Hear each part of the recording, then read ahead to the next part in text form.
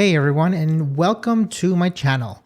My name is Victor, and for today's video is going to be something a little bit different, but it's something that I felt it was important for myself to kind of just share my perspective on.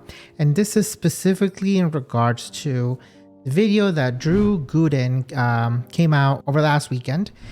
And it was in regards to the masterclass that Ninja was doing on their website about streaming. Now, from my personal experience in regards to streaming itself is something that I've done for some time before I kind of started picking everything up on YouTube. In fact, some of my older videos that I did a few years ago are direct copies from what I did on Twitch and just kind of put them on YouTube for the most part, mostly just doing a lot of card reviews and some of my older deck reviews. One of the things that I really found interesting about the video was more on the second half of it, which is talking about the overall experience of what it is like to stream on Twitch, but specifically without using any of his clout or posting that he was going to be going on Twitch or anything like that, just creating a brand new account so there is some anonymity behind it and just kind of journeying his experience behind streaming overall. I actually found that quite interesting because from my perspective, a lot of the things that were being said in that particular video were very, very similar to experiences that I had. So I figured I would just make a video to go over some of the shared experiences that I had, especially more as a smaller stream, and probably why I don't really focus a lot of attention in streaming these days compared to how I did it in the past. And kind of where my trajectory is moving forward as well for those that are interested. So without further ado, let's just dive a little bit more into this. Okay, so the first thing that I wanted to do is that I wanted to do a comparison of how it is like to stream tarot on Twitch. Now, specifically, I'm going to talk about this because a lot of the content that I was focusing on Twitch was just doing tarot through there, specifically by just giving free readings and just trying to build a small community there. One of the things that really strikes to me is that compared to how I was about a year or two, it looks like the space has kind of grown a little bit more, but it's always fluctuating up and down. And so being able to look at some of these numbers is really interesting. So about on average, we're looking at about 59 people who are viewers that go into the tarot section of Twitch in order to kind of browse through that section. And there's about 11 concurrent unique streamers that go through it and that stream for themselves. One of the things that I used to do is that I always used to stream on Sundays, especially in the morning time for myself, which was an ideal time for the EU during that time. But as you can notice here, even on the ratings, we have about the viewers per channel for about 7 days is about 8.3. Now, just to give a little perspective, that means that when you are streaming, you can expect about 8 people to be watching you at all times while doing tarot readings. And the interesting thing is that if I am to go to Twitch right now and I'm gonna go into the tarot section of it, you can notice maybe about how many people are doing that right now. So for example, if I go into the tarot section, there's about 83 people, and some of the peak viewers is about 17 or so.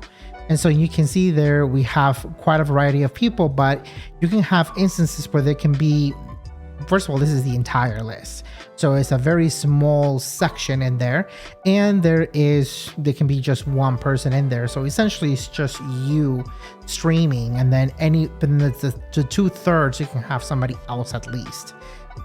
So that just kind of brings in my perspective of when I used to stream on Sundays. Sometimes it can be a little bit difficult just to kind of get started, where a lot of the content that I will do on Twitch will be for me to prepare a YouTube video beforehand, prior than me trying to go and just go live, hope for somebody to come in, do a live reading, and then kind of moving on from there. Because that can be very difficult, just kind of sit around in a space where you have to interact with somebody else. So being able to fill up that time for you to get people to come in, find you interesting, request for readings and things of that nature, you had to give yourself a little bit of a buffer before you got started. Now, I was able to come up with those ideas, and that's how I was able to kind of just get started on my YouTube channel by just doing random reviews at the time, just to kind of get some time in order to get people to request for readings and things of that nature for me to kind of get going to the bulk of what I actually wanted to do. I believe during those times, I think my peak amount of viewership was about 20 at the time, which I do have to say I have to be very grateful for during that time, because it is very difficult to stream on Twitch and to try to come up with content and to try to come up with ideas on how to fill up some of that time and be entertaining for people to be interested in the first place. One of the things that I kind of want to go over is certain pieces of the video that Drew presented forward that I found really interesting in all of this. So I took some notes, and the first one is, when you're first starting, you're kind of just more like a baby streamer at the time, and then being able to kind of get somebody to come in the door and start chatting is a really huge deal. And I love how Drew kind of put that into a really good perspective. The unexpected happened. Someone showed up. The possibility of this happening was so minuscule in my mind that I was not prepared for this at all. I actually almost panicked and ended stream. That moment, from my personal experience, is actually quite exciting and very thrilling. One, because I can be a very introverted person, and kind of putting myself on the spotlight, to have somebody that is interested enough to just jump on your stream, and then interested enough to be able to also chat. It is a very huge deal, especially when you're just trying to fill up the time by talking to empty space, by narrating what's going on in your mind, and by just trying to do something entertaining for you to even attract anybody. And I do have to give huge shout outs to people who were those first chatters for me at the time as well. I know Queen was an amazing person that came in for me when I was trying to take off tarot while I was on Twitch. At the time that they came in, I was actually just trying to do readings for friends that they had requested me to do. And I just asked, hey, can I just do it on stream just to kind of fill in time until I get viewers to come in? And they're like, yeah, sure. So I did that. And while I was doing readings to nobody, but to other friends I was going to send clips of later, they happened to pop in and was just kind of asking and just saying how they enjoy the vibe. And I really was appreciative of that. Also, that's how I met some other wonderful people. I know Arena was one of them. Oswald, who now edits my videos. These are some of the very few people that I've been able to meet in that very similar fashion. And having that experience with them was just really amazing. The next thing that kind of gets pointed out here is some of these like smaller grievances that you do when you first start off on Twitch. Specifically things like when you have the microphone cut off. I started stream with my microphone off for 2 minutes. And that's the thing about going live in front of 0 viewers. There's no stakes, no pressure, no one to tell you that your audio levels are terrible. That has happened to me a lot of the times.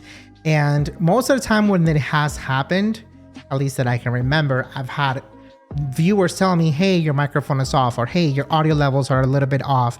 Hey, you kind of have to tweak this. Hey, we can't hear the game. And so it's just really nice to have been able to have gotten that kind of feedback from them. Another really thing that kind of caught my attention from all of this is that he was able to note how difficult it can be to maybe just do one thing for so many hours, especially when you are used to maybe watching a YouTube video here, maybe playing some games over there, maybe you just want to do tarot, maybe you want to paint miniatures. And that's kind of been a lot of my experience, where sometimes just kind of doing one thing for hours is sometimes not the funnest thing in the world.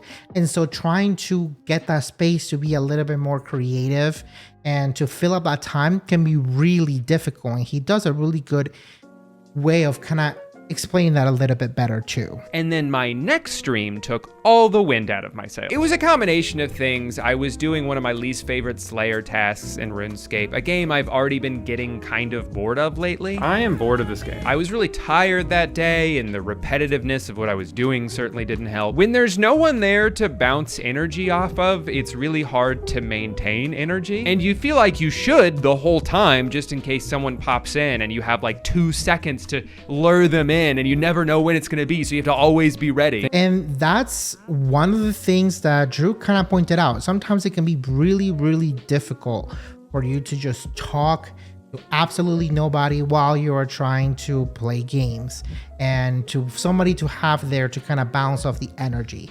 I think with a YouTube video, it's a little bit different because you have very specific things that you want to say, or if you have dead air, or if you need some time to collect your thoughts, you can just edit that stuff out, and that's normal. You can kind of create what you want to present out there. Whereas with a live streaming environment, your only real option is just to be on all the time and being able to show that entertaining side, and having nobody there to interact with or to chat, to really do anything with. It can be a really difficult challenge, and to think that you have to do that for hours if you want to just stay on for a considerable amount of time for you to be discovered, it can really take a toll on you, and that certainly happened with me. Okay, another thing that they pointed out in their video was, you know, some of the little things that they've done in order to improve the quality of their own streams. And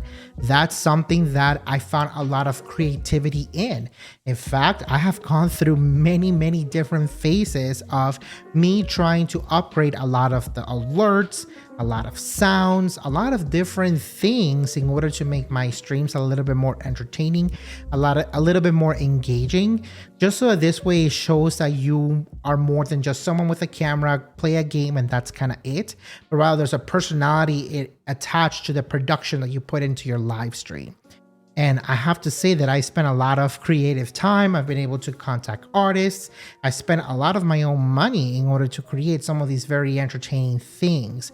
But at the end, it means very little when there's literally nobody else in order to follow or subscribe or do all these other events that will really take great advantage of these creative things that you've been able to put out there for viewers, when there's no viewers that can really see it or even watch it. Even at this point, I tried to stay optimistic and keep focusing on improving the quality of my stream. I thought I had a pretty funny idea for the alert that would play whenever I got a new follower or subscriber. The thing is, like, that doesn't matter if no one's doing either of those things. So I took matters into my own hands by blowing the dust off the Stream Deck that I bought in 2020 and never opened. With this device, I could repurpose all of the sound effects I've saved on my computer over the years. This very Stream Deck that I also have, in order to make the experience a little bit easier. Now, even with my Stream Deck, I have different scenes set up for my microphone, all sort of stuff.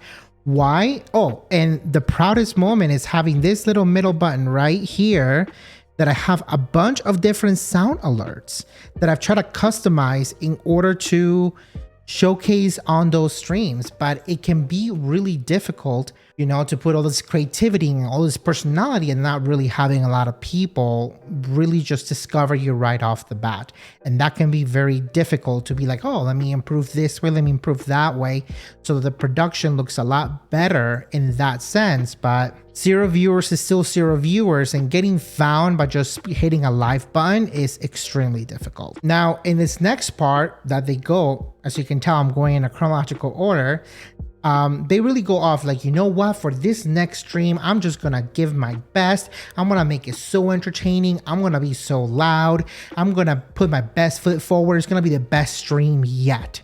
Something that I really relate to, because I've had many moments where I had those kinds of experiences, especially feeling like, hey, that was a really great stream. My best stream yet. Thanks for jumping out of the bush so I could see where you were, dude. I was energetic. I was being a little goofball. Just being a goofball. I was making wacky faces left and right, just like the master himself. But yet again, I looked over and no one was there to watch. It was frustrating to feel like I was finally starting to hit my stride creatively, but it wasn't making a difference because no one was finding my stream. Yeah, and that's really what it comes down to. You put all this creative juice, all this energy to be on point for hours and hours just so that you can be discoverable, but nobody still tunes in. You're kind of still down and out because of that reason, and that can really get discouraging. That happened to me a lot of times. Now, another thing that I know I've also done is that I figured, hey, the longer I stream, the more entertaining it's gonna be, but then also it gives people time, you know, to be able to discover you. Maybe you are on for such a short period of time that not a lot of people are gonna be able to find you just randomly. And so the idea of, yeah, I'm just gonna try to stream for a little bit longer, it's gonna make it better. It's gonna make me more discoverable. But a lot of the times that doesn't really make much of a difference either. It was several hours before any real person joined. It was my follower, Samantha. She didn't like my hair, so that's not good. Now, before all this, I had recently begun a pretty regimented meal plan, and I didn't want to lose all my progress just because of this video. So I made sure to use sound alerts to build reminders into the stream. It's oatmeal time! It's time to eat some oatmeal and suck my own dick! A fun surprise happened about 3.5 hours into the stream. A new viewer showed up. I got a new person.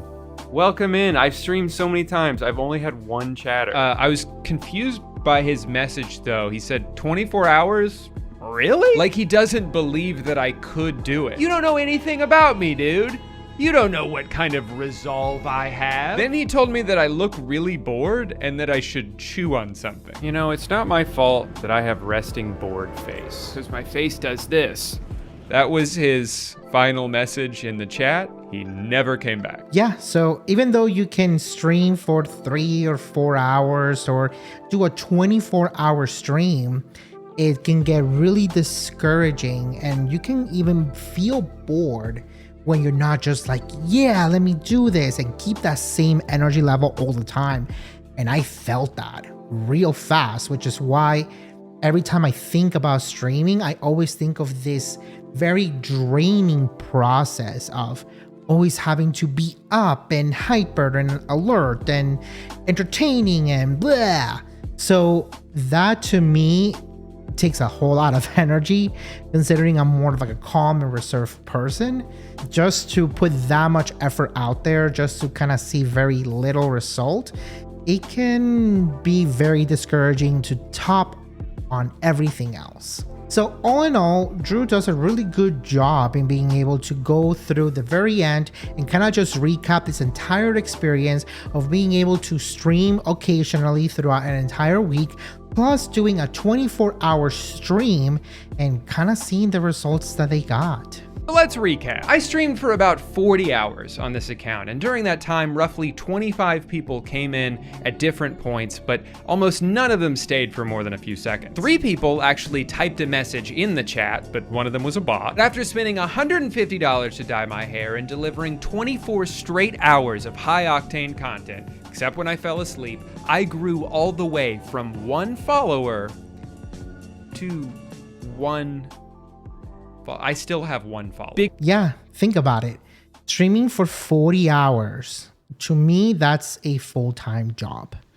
To have 25 to 30 viewers, to have only 1 follower at the end, you can see how if you continue doing that all the time, it can really, really play tricks on your head and you start to second guess everything. No matter how good you are as a person or how great of a content you're putting out there, sometimes that's just the reality of what it takes for you to start streaming now, just by opening up a Twitch, creating an account, and just hitting play. Now, I've been very fortunate that I've been able to get up to an affiliate status and have some followers. And when I hit my goal live for Tarot, I at least know that I'll be able to have some viewers kind of come in, sometimes none, but have that be fortunate enough. So for the most part, because of kind of seeing that much effort being put forward and how much of that it takes, I'm finding YouTube to be a lot more of my swing. It's easier to be able to edit stuff to kind of the way that I like, with some help and collaboration with an editor.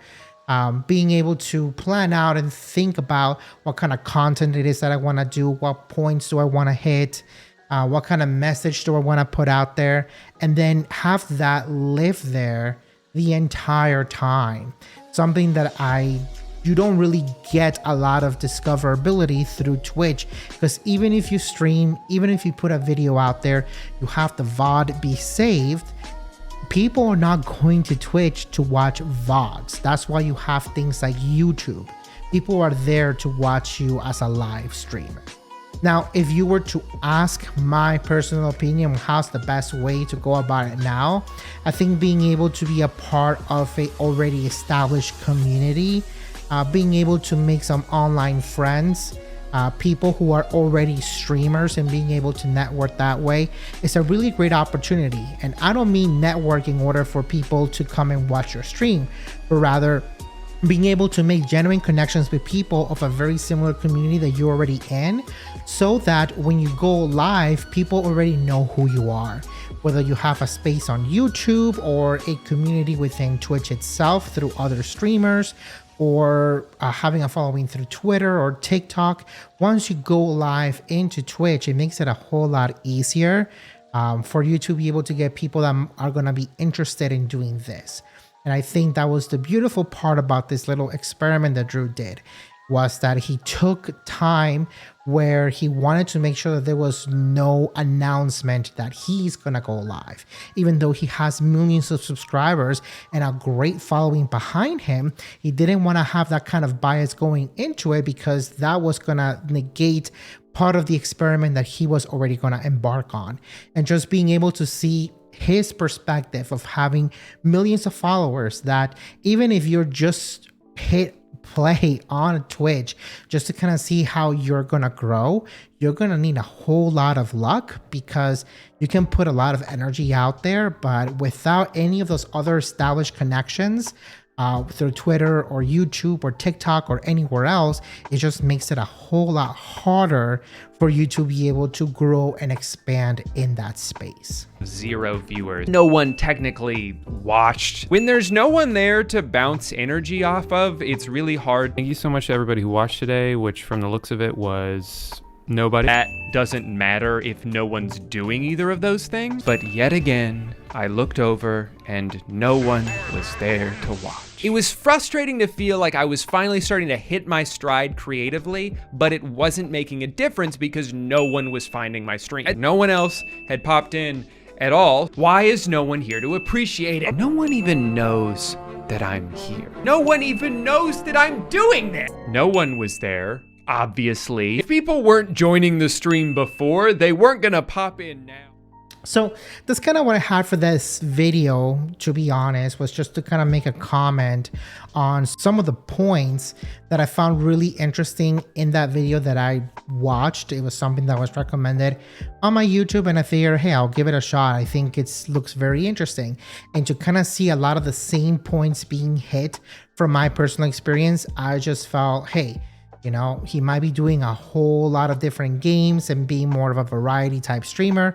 But even with me just doing tarot and occasionally trying to play games on Twitch, the experiences were very, very similar with somebody where you just kind of start with nothing and trying to build something onto Twitch. So those were just a little bit of my 2 cents, my thoughts behind it. I don't know. What do you think? Have you streamed on Twitch? What has been your experience behind that?